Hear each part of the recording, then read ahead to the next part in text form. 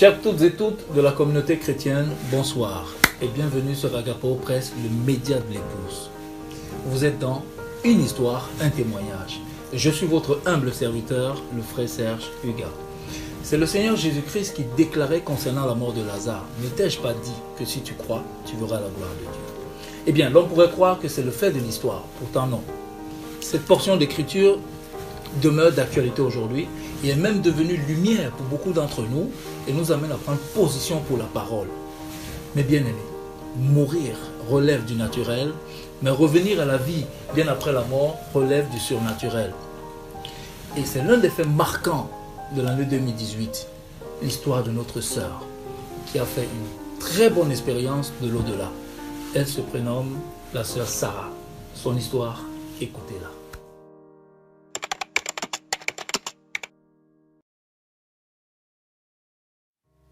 Que le Seigneur vous bénisse. Je suis le frère Alec Inkela. Je suis pasteur à Gospel Tabernacle, Orléans. C'est une église qui a été fondée par le pasteur Arthur Mosaka. Nous sommes ici à Paris. Nous voulons juste vous donner un témoignage qui, par la grâce de Dieu, nous espérons que ça va édifier quelqu'un. C'était le 2 novembre, non, disons la nuit du 1er au 2 novembre de l'année 2018. Alors quelque chose est arrivé ici dans notre maison et tout allait bien et subitement la nuit, donc mon épouse Sarah commençait à se plaindre du mal de tête et qu'elle avait très mal, qu'il fallait prier pour elle. Et nous avions prié, mais bon, après j'ai remarqué qu'elle commençait à perdre ou la sensibilité, en fait son bras gauche plutôt, qui commençait à devenir un peu raide et tout. Et du coup, elle avait presque perdu connaissance. J'avais appelé les pompiers, ils sont arrivés et puis on l'amènera à l'hôpital.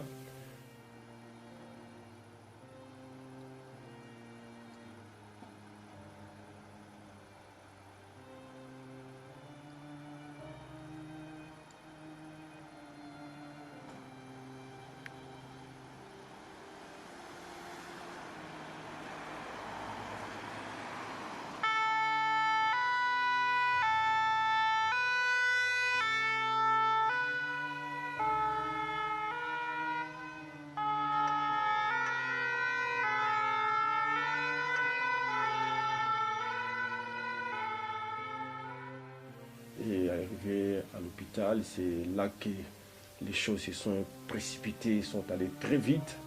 Alors je vous laisse elle-même, elle va vous parler de son témoignage, de tout ce qui est arrivé. Et puis bon, je vais essayer d'intervenir de temps en temps. Sinon, que le Seigneur vous bénisse. Je vous passe la sœur Sarah. Que le Seigneur vous bénisse. Comme vient de le dire mon mari, nous sommes là pour vous donner notre témoignage, précisément le témoignage qui s'est passé avec moi pour ce que Dieu a fait pour moi. Je crois que vous avez entendu, chacun a entendu un morceau par-ci, un morceau par-là, et nous avons pensé que le donner en entier aiderait quelqu'un dans sa marche spirituelle. Et pour glorifier aussi le Seigneur pour ce qu'il a fait, parce qu'il est vivant. Tout s'est passé,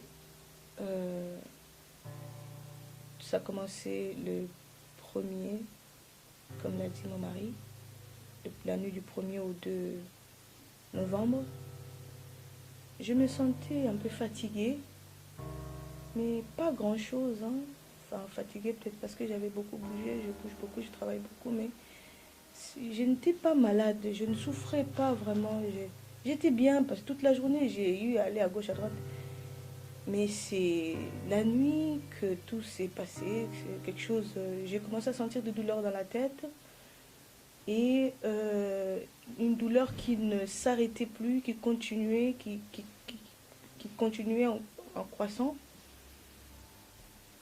Et c'est arrivé au point où je n'arrivais plus à me contrôler. J'ai senti que je perdais la force et tout ça.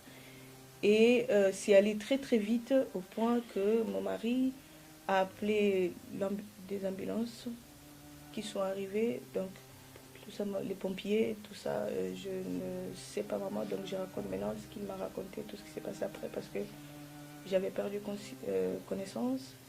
Et on m'amènera à l'hôpital.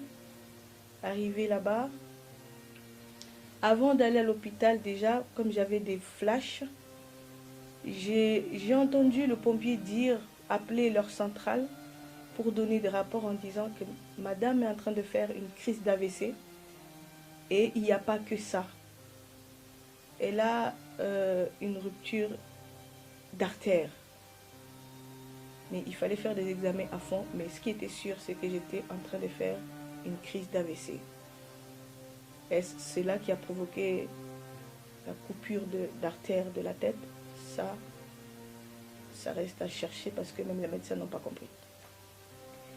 Et on arriva à l'hôpital. Tout s'est passé très très vite. J'ai été déclarée morte, finie. Les médecins ont dit que c'était fini, que c'était trop tard.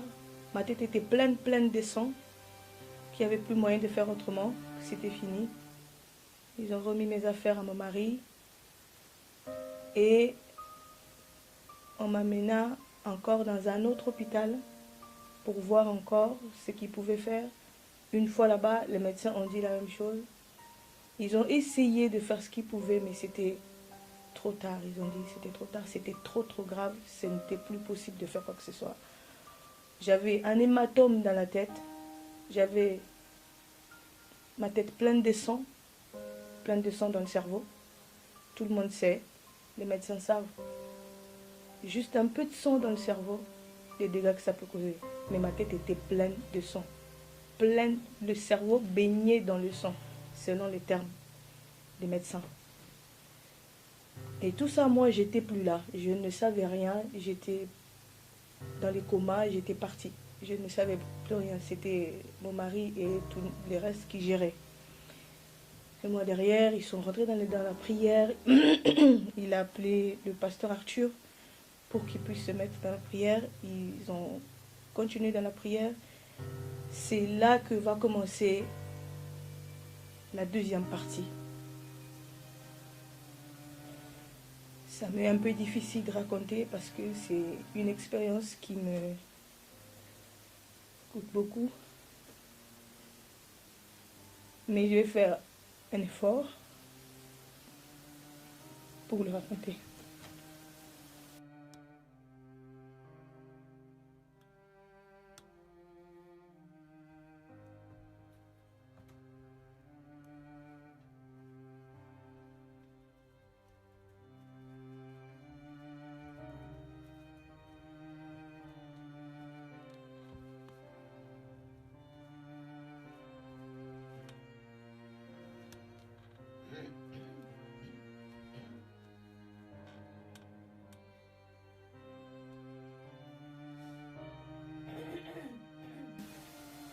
Ce que moi j'avais remarqué, tout ce qui s'est passé après que j'ai raconté là, je ne savais pas. Mais ce que moi j'ai vu, c'était que je me suis retrouvée, j'ai vu que j'ai quitté mon corps, je suis sortie de mon corps et j'ai vu que j'étais couchée sur une civière. Et en sortant de mon corps, comme j'étais allongée, je suis sortie de ce côté-ci. Et comme si j'avais roulé et je suis sortie. Mais je ne suis pas tombée, je suis restée suspendue. Et je me suis dit, mais qu'est-ce qui se passe? Quand j'ai tourné pour voir, je me suis vue allongée sur la civière. Et j'ai commencé à me poser des questions. Seigneur, qu'est-ce qui se passe? Ça c'est quoi? Est-ce que ça y est, c'est fini? Et je me suis relevée et je ne touchais pas le sol. J'étais suspendue et je me posais des questions et j'ai prié, j'ai crié Seigneur au secours, Seigneur. Et c'est à ce moment-là que j'ai senti dans mon cœur une voix me parler, me dire Ne crains pas. Relève ta tête. Regarde la lumière qui se trouve à ta droite. C'était une voix vraiment audible, une voix forte. Et ça m'a redonné courage. J'ai relevé la tête vers mon côté droit. C'est là que j'ai aperçu cette lumière. Un nuage blanc qui derrière, et il y avait une lumière, une forte lumière, mais qui ne faisait pas mal. Elle était trop belle, cette lumière. Et quand j'ai relevé la tête, elle m'a rempli, je sentais qu'elle me remplissait d'amour et de paix et d'assurance. Je me sentais bien. Je dis, mais... Et au moment où je me suis dit, mais comment ça se fait que... Mais elle vient d'où cette lumière? Elle était grande, elle était magnifique. Je manque de mots pour vous expliquer comment elle était, cette lumière. Et j'ai senti que je commençais à monter et c'était la lumière qui m'a tiré vers elle. Et je suis sortie de la pièce où j'étais allongée. Je me suis vue allongée, je suis sortie de la pièce. Et en sortant de cette pièce, de cette salle où j'étais, je suis sortie de la salle et je suis passée par... J'ai vu qu'il y avait une couloir et il y avait une porte centrale, au fait, baie vitrée comme ça. Et la lumière, elle était là, au fait, elle n'avait pas d'obstacle, au fait. Et elle m'a tirée et je suis sortie par ce baie vitré là. C'est là que j'ai su que j'étais à l'hôpital parce que en sortant, j'ai regardé en arrière et j'ai vu que c'était l'hôpital Kremlin. J'ai vu le nom Kremlin-Bicêtre. J'ai dit waouh, donc je suis à l'hôpital. Et j'ai vu l'ensemble des bâtiments et la lumière elle continue à me tirer. Et j'étais tellement bien. J'avais plus mal, c'était beau. Et c'est là qu'a commencé mon voyage. Je ne marchais pas. J'étais comme si je volais, on dirait je flottais. Et en partant, j'ai regardé, j'arrêtais pas de regarder pour voir qu'est-ce qui se passait. Et la voix continuait à me dire, regarde la lumière qui se trouve à ta droite. Regarde la lumière qui se trouve à ta droite. Et je relevais la tête et quand je regardais la lumière, ça me faisait un bien, mais je ne peux pas l'expliquer. Et après, on a continué à partir et j'ai tourné encore ma tête, j'ai vu Paris. Mais au niveau où j'étais, Paris était sale. Et il y avait de la fumée. C'était pas beau. C'était vraiment pas beau à voir. Qui était très sale. Mais j'ai continué. Et la lumière, elle disait, comme si je me distrayais en regardant pour voir, mais qu'est-ce qui se passe? Et à chaque fois, je faisais ça, la lumière, la voix me disait, relève la tête. Regarde la lumière qui se trouve à ta droite. Et je relevais à chaque fois la tête. On a continué jusqu'à, j'ai reconnu qu'on était arrivé. J'ai reconnu la ville d'Épinay. Là, je l'ai vraiment reconnu. Je dis, mais on est vers l'église. Mais c'est Épinay. Et on est arrivé jusque vers le parking de l'église. Et on est arrivé à Shalom Tabernacle. Et la lumière, elle est rentrée dans Shalom Tabernacle. Et moi aussi, je suis rentrée dans Shalom Tabernacle. Je me suis retrouvée devant à la chaire. Pour ceux qui connaissent Shalom Tabernacle, devant la chaire, vers la photo de Frère Branham. À la chaire de Shalom Tabernacle, mon église. Et là, j'étais là, il n'y avait personne. Et je me demandais, mais comment ça se fait que j'ai pas d'obstacle? Et je suis rentrée là, et la lumière, elle était là. Puis, j'ai senti que la voix qui me parlait à l'intérieur, Elle ne me parlait plus à l'intérieur, mais je la sentais à l'extérieur, toujours vers mon côté droit. Et j'ai senti qu'il y avait quelqu'un qui me parlait, mais avec la même voix qui me parlait dans mon cœur. J'ai dit, mais attends, qu'est-ce qui se passe? Et je voulais me tourner pour voir qui était là. Je n'arrivais pas à me tourner vers ce côté droit. En fait, je sentais une présence, mais la voix était la même.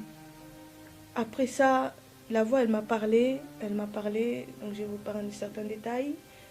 Elle a continué à parler, mais elle parlait chez cette présence, cet homme, je dirais cet homme ou cet ange qui était là quand je suis arrivée à l'église. Et tout de suite, après, on a fait un petit moment à l'église, puis la lumière elle est ressortie en m'amenant avec elle, parce que c'est elle qui m'a tirée au fait. Il y avait une force qui m'a tirée. Mais j'étais là, c'était elle qui faisait tout. Et on est parti, on est sorti de l'église, pas par les portes. On a traversé le mur, on est sorti par le toit, on est parti. Mais la présence de l'homme là était toujours là. Et à chaque fois qu'il me parlait, je me sentais bien. En fait, j'avais envie qu'il continue à parler. Et sa voix n'était pas étrange. Sa voix était étrange. Et je disais, mais il n'est pas étranger à moi. Je sens que je le connais. Je le connaissais. C'était pas quelqu'un que je connaissais pas. Je sentais que c'était quelqu'un que je connaissais. Et à chaque fois, il parlait. Il me faisait un bien. J'avais envie qu'il continue à parler. Et on a continué à voyager. C'est là qu'a commencé le vrai voyage. On est sorti, j'ai vu vraiment, on est sorti de Shalom. Voilà, Shalom est resté en bas, on est parti. On a continué à avancer. Et cette lumière, elle était toujours là, à ma droite. Elle était toujours là, on a continué et tout. Et j'avais certaines questions que quand je posais ou quand je parlais, la voix me répondait, on conversait, mais je n'arrivais pas à tourner pour voir le côté où, pour voir qui était là. Je n'arrivais pas, j'étais comme bloquée de ce côté-là. On dirait que la voix m'empêchait de le voir. C'est comme ça qu'on a continué, puis on est parti. On a fait un bon moment de voyage. Puis j'ai vu qu'on s'éloignait, on s'est vraiment éloigné, tout ça. On a quitté l'atmosphère, on est parti. Mais les routes qu'on avait prises, franchement, si il n'y avait pas la lumière ou la voix, personne ne peut aller par là et rester, et connaître la voie, quoi, connaître la route ou rester en vie, ou je ne sais pas, mais vraiment il faut que tu sois conduit par là.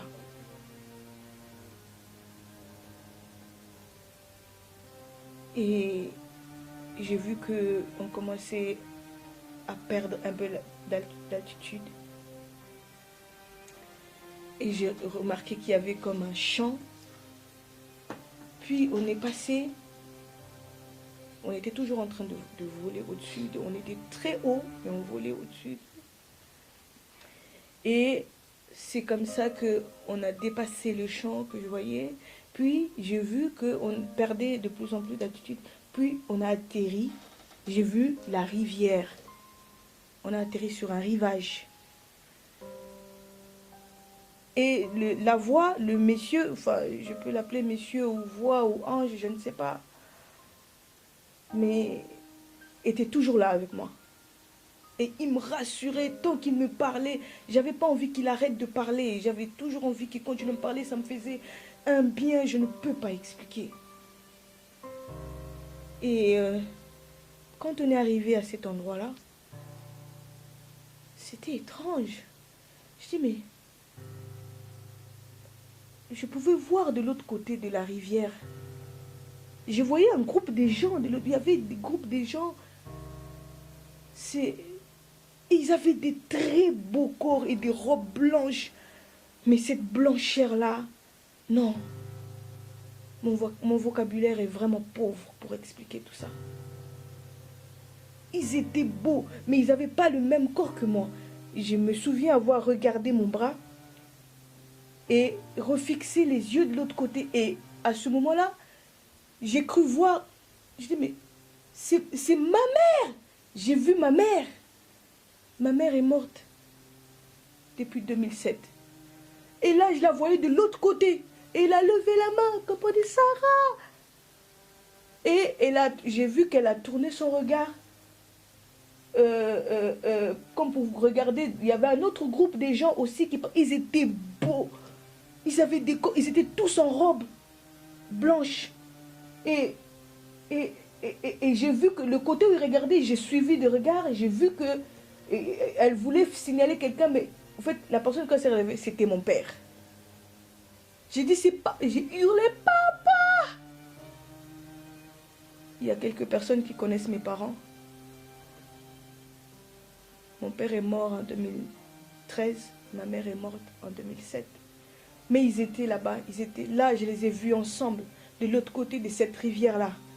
Ils étaient beaux, ils avaient tous ceux qui étaient de ce côté-là, ils avaient tous les mêmes corps et les mêmes robes. Et j'ai encore regardé mon corps parce que ça ne se ressemblait pas. J'ai demandé à la voix, mais c'est où le mien? C'est où mon corps à moi? Pourquoi je n'ai pas le corps comme eux là-bas? Et la voix me dira, si tu veux ce corps-là, pour avoir ce corps-là, tu dois traverser la rivière. Ne crains pas, je vais t'aider à traverser. Et je te garantis que tu auras le même corps si tu traverses et la même robe. Et à ce moment-là, j'ai senti quelque chose, une des citations de Frère Branham. Dans mon cœur, j'ai directement répondu, nous, j'ai dit nous, Frère Branham, nous a enseigné que traverser la rivière, c'est la mort. Et j'ai senti la voix faire sourire, rire. Il a fait un petit sourire, donc il a ri. Après, il m'a dit, après j'entends la voix me dire, tu connais la vérité. Maintenant, veux-tu traverser? J'ai dit non. Je lui ai répondu un non franc. J'ai dit non.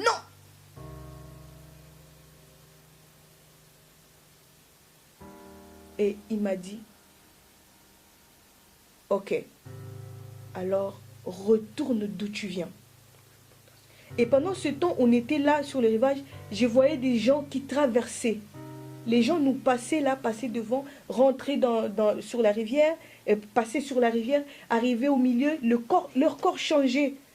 Et leur corps, avant d'atteindre l'autre rive, leur corps changeait et ils avaient des corps comme de l'autre côté. Et les gens passaient, au dernier moment, il y a eu 2 personnes qui sont passées parce que je les ai suivis de regard jusqu'à ce qu'ils sont rentrés dans l'eau et ils sont arrivés jusque dans la rivière.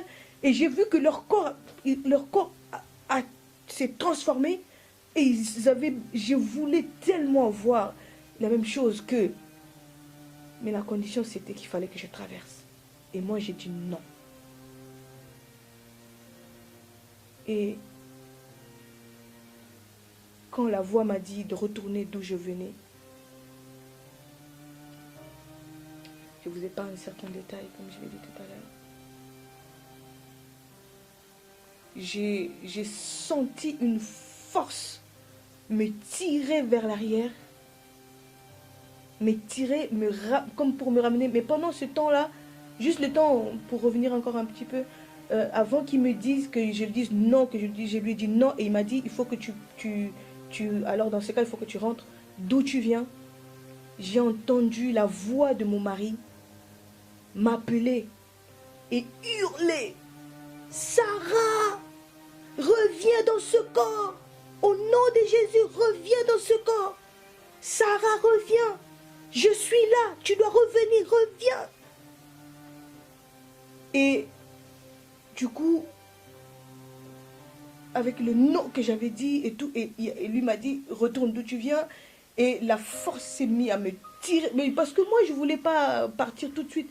Je voulais rester un peu là parce que l'endroit était tellement magnifique et je me sentais bien avec cette lumière. Et lui qui me parlait et j'étais trop bien. J'étais mieux que quand j'étais ici, de l'autre côté, avant le voyage.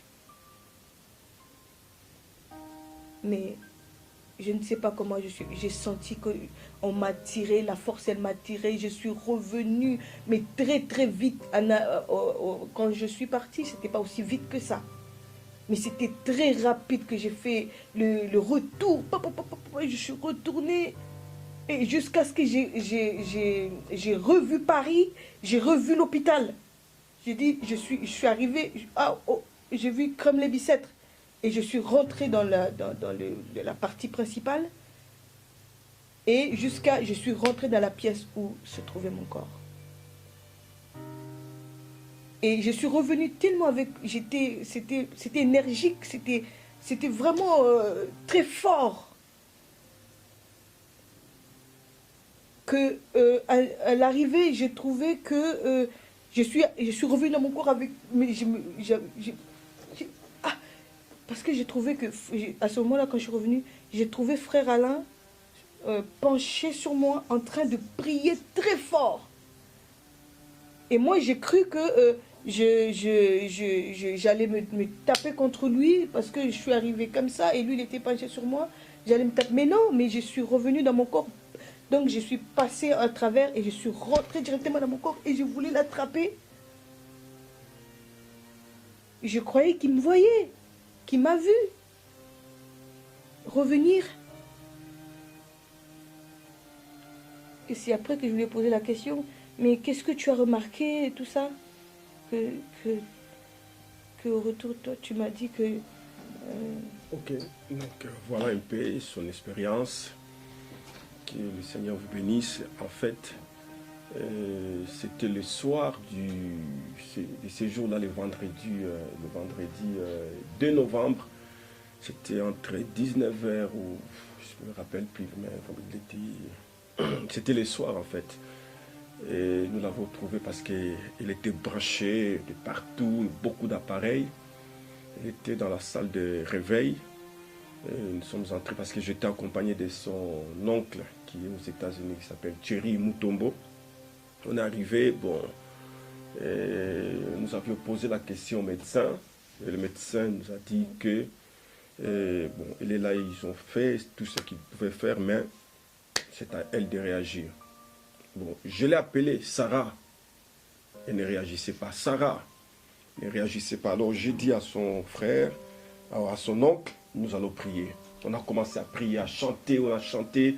Il y avait beaucoup de malades, on chantait, on priait, on chantait. Et je l'appelais, mais elle ne réagissait pas. Alors je me suis penché, j'étais à son côté gauche ici. Je me suis penché.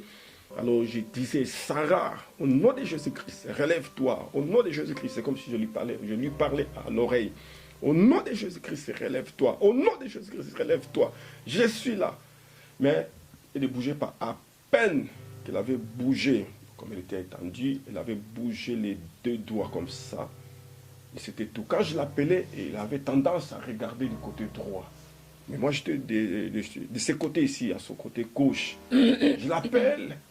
Et à peine cherchait, c'est comme si elle voyait quelque chose, mais n'arrivait pas. Alors j'ai dit à son oncle, viens de ce côté ici, moi je vais aller là-bas. Et c'est là que nous avions commencé à chanter, prier. Et bon, comme elle vous a dit, elle m'a trouvé penché en fait. Et on priait, je l'appelais et tout. Bon, voilà, et puis bon, elle n'avait vraiment pas réagi ces jours-là. Et puis nous sommes partis, c'est les jours suivants, elle est revenue, les samedis. C'est le samedi après-midi que j'ai pu parler ou ouvrir vraiment les yeux ou bouger ou faire un mouvement, parce que je me souviens qu'à ce moment-là, on sortait, la première fois quand j'ai parlé, c'était, j'ai vu que quand j'ai ouvert les yeux, vraiment les yeux comme ça, j'ai vu qu'on me tirait, on tirait la civière, qu'on me sortait. Quand j'ai relevé la tête, j'ai vu qu'ils avaient on avait écrit au-dessus bloc opératoire. Et le monsieur qui me tirait, il y avait des gens habillés en blanc, sûrement les docteurs. Et j'ai vu qu'ils se sont éloignés, ils sont sortis et ils ont laissé une seule personne essayer de sortir le lit sur lequel j'étais. Et alors j'ai essayé d'appeler le monsieur, de lui parler. Je lui ai dit « Monsieur ?» Et le monsieur a sursauté parce que pour lui, je ne devais pas bouger, je ne devais pas parler, j'étais pas là. Il a sursauté et j'ai vu qu'il s'est déplacé, il a couru, aller appeler les autres et il est revenu. Et je voulais lui parler, lui dire quelque chose. Mais lui, il gesticulait dans tous les sens, il bougeait, il courait. Et j'ai entendu, il disait aux autres, « Madame parle, madame est là, madame parle. » J'ai dit, mais qu'est-ce qui se passe? Après, il revient et puis je lui dis, je l'appelle encore, je dis, « Messieurs, au fait, je voulais te dire que j'ai faim. Est-ce que tu peux me donner la semoule? » Franchement, excusez-moi, mais je lui ai demandé la semoule. Et voilà. Et tous les médecins sont arrivés en courant. « Madame, vous parlez, madame, vous êtes là » et tout. Donc ils m'ont rebranché les trucs et tout ça. Ils m'ont amené encore dans une autre salle où ils se sont mis à me faire plein d'examens et tout.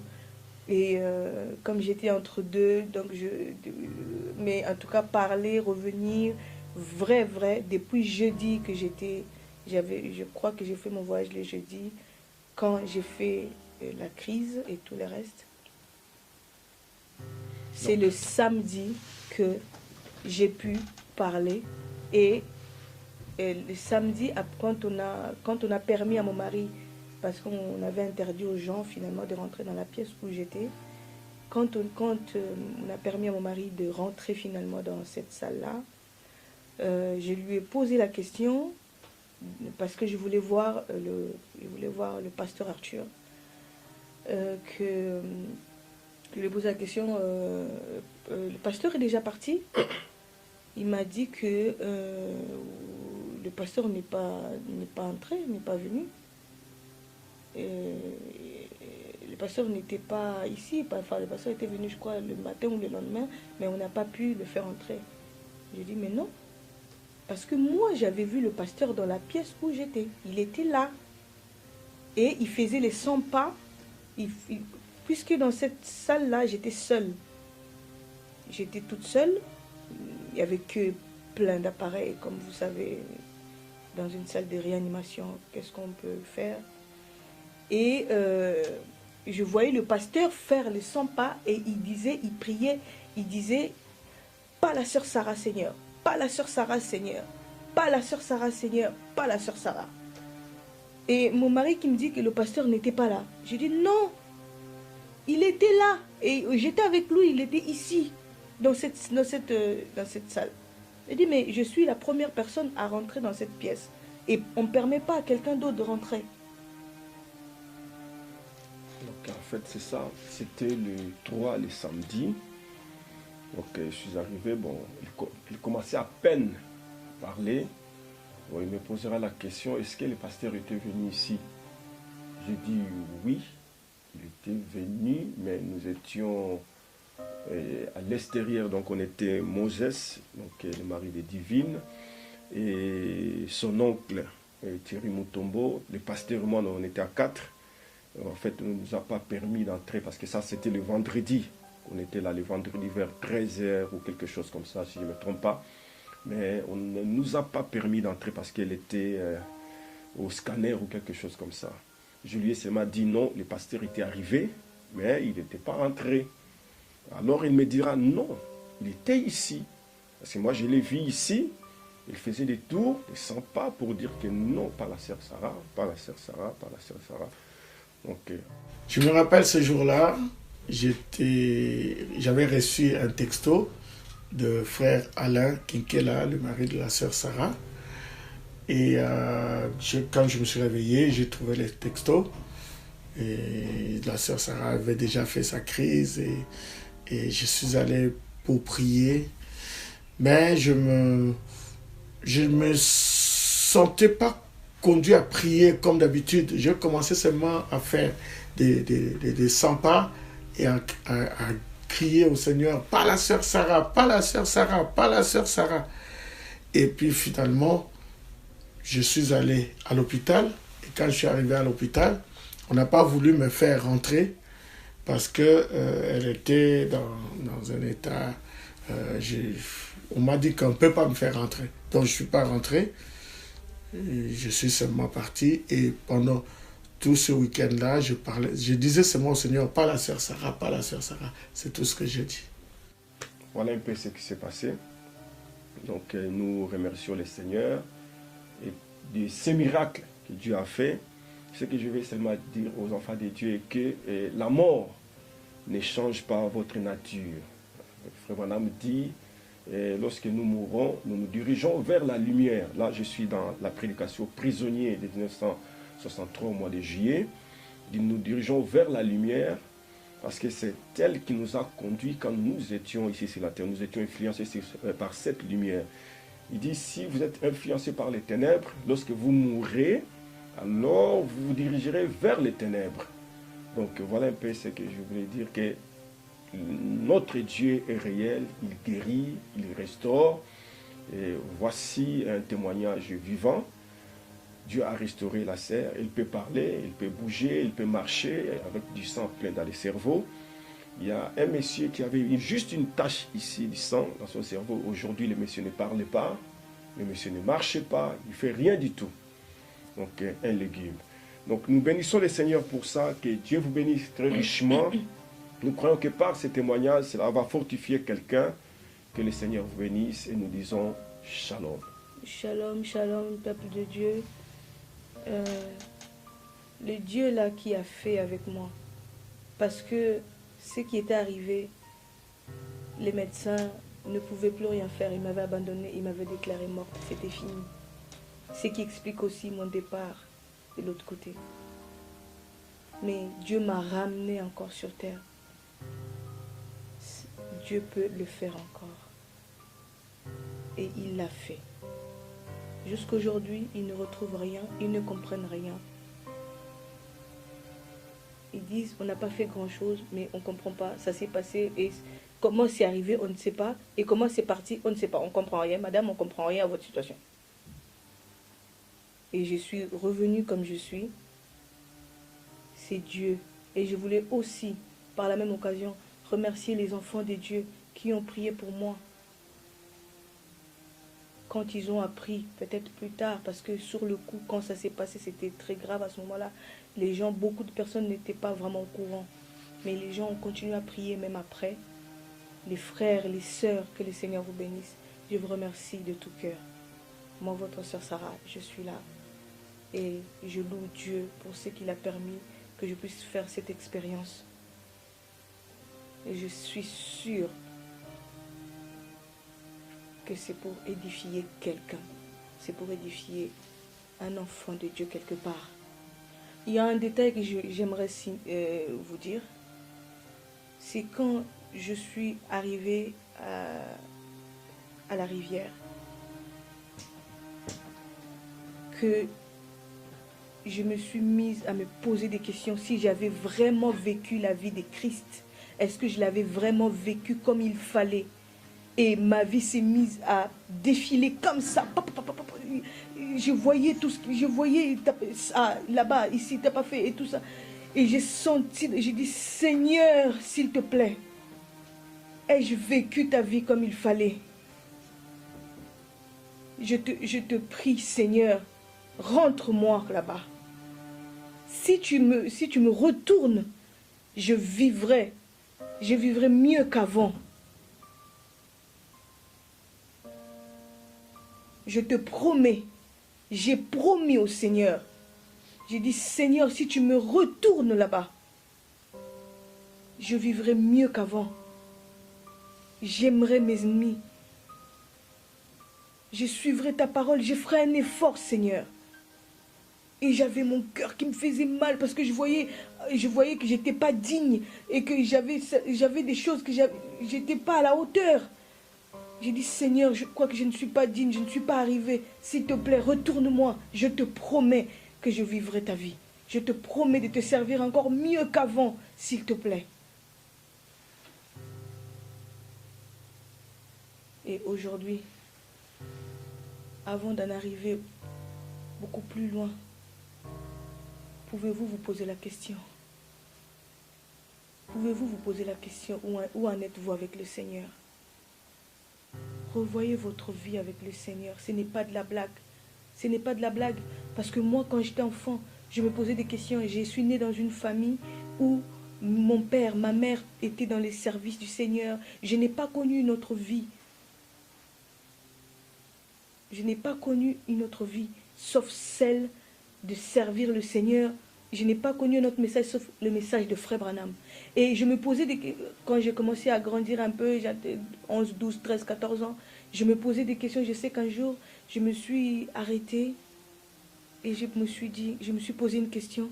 Mais au fait, si une fois cette vie terminée, qu'on traversait de l'autre côté, qu'on trouvait que ce n'était pas vrai, tout ça, on serait perdu. J'ai senti une grosse tristesse, très grande tristesse, parce que je me disais que je n'avais pas l'espoir, je ne savais pas ce qu'il y avait de l'autre côté. Est-ce que, si vous voulez, j'avais un peu remis cette vie-là de chrétienté, ou le message, ou tout ce que je vivais là en question. Et cette question-là m'était revenue quand j'étais là-bas. Et j'ai dit, Seigneur, pardonne-moi. Le frère Branham est un vrai prophète. Tout ce qu'il nous avait raconté, qu'il nous avait prêché, était vrai. C'était aussi réel que je peux vous voir, que je peux vous toucher. Tout ça était réel. La rivière, elle était là, les gens, ils étaient là, les corps, ils étaient tout ce qu'il nous avait prêché était la vérité.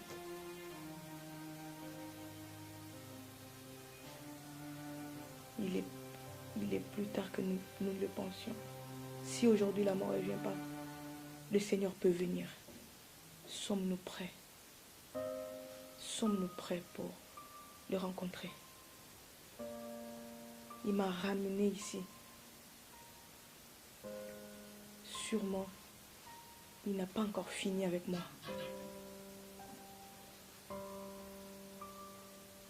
Je crois et j'espère que mon petit message, mon expérience que j'ai eue avec le Seigneur va vous apporter un plus.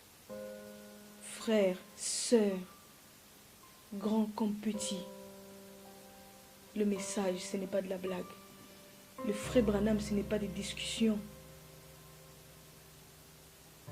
C'est un vrai prophète de Dieu et ce qu'il a dit, c'est la vérité. Et quand j'étais de l'autre côté, quand cette question, mais c'est la question que je me suis dit, mais comment cette question, ça fait, j'étais petite. Mais là, la question elle m'est revenue en me disant, tu vois, tu n'es pas perdu et tu ne seras pas perdu. Parce que ce qu'on vous a prêché par frère Branham était la vérité. J'ai crié, Seigneur, pardonne-moi. Frère Branham était un vrai prophète. Ce qu'il avait dit, c'est la vérité. Voilà. Prenons notre vie au sérieux. Prenons le frère Branham, le message, la parole. Mettons notre vie en ordre. Parce qu'on ne sait jamais. Que le Seigneur vous bénisse. L'Éternel a fait pour moi des merveilles. L'Éternel a fait pour moi des merveilles. Il a permis à mon âme et à mon cœur, à tout mon être, de retrouver la position perdue. Oh, oh, oh. L'Éternel a fait pour moi des merveilles. L'Éternel a fait pour moi des merveilles. Il a permis à mon âme et à mon cœur, à tout mon être, de retrouver la position perdue. Alléluia,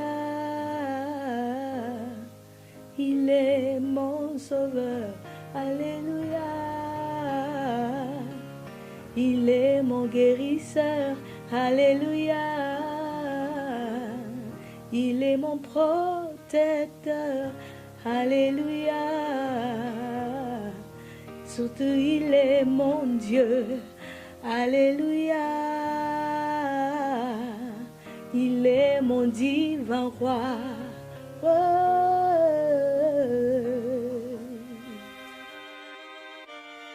La foi produit les témoignages et les témoignages produisent la foi. Rachetons le temps. Mais bien aimé, il est écrit, si ce n'est pas l'enlèvement, c'est la mort qui frappera à notre porte. Et vous serez seul face à votre destin. Sachez une chose, l'avenir, ça se prépare ici et maintenant. Je suis votre humble frère Serge. Restez connectés sur Agapao Press. Shalom. May someday over on the other shore, as one by one we go down through the valley, may we meet over there where they'll never say goodbye no more. Fais qu'un jour, là-bas sur l'autre rive, car un à un nous traversons la vallée, fais que nous nous retrouvions là-bas où on ne se dira plus jamais adieu. Someday we'll come to the river at the closing of time, when the last thoughts of sorrow is gone. There'll be somebody waiting that'll show us the way. Well, I won't have to cross Jordan alone. Un jour, nous arriverons au fleuve, quand le temps touchera sa fin, quand les dernières pensées de tristesse auront disparu. Quelqu'un nous attendra là-bas pour nous indiquer le chemin. Je n'aurai pas à traverser le Jourdain tout seul.